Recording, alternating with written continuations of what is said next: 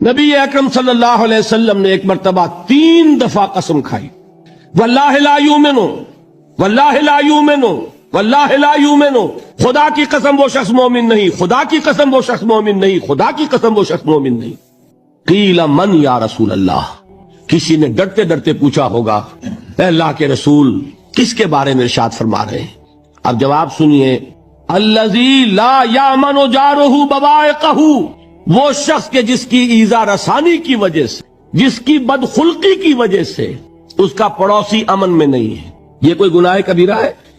آپ کی فہرست میں تو گناہ ہی نہیں، کبیرہ کیا سوال، صغیرہ بھی نہیں، اچھا کردار کا معاملہ نہیں ہے، یہ کہیں گے گناہ کی فہرست میں نہیں آئے گی بات۔ لیکن اس پر اللہ کے رسول نے 3 دفعہ قسم کھائی، ایمان نہیں ہے، ہرگز نہیں ہے، خدا کی قسم نہیں۔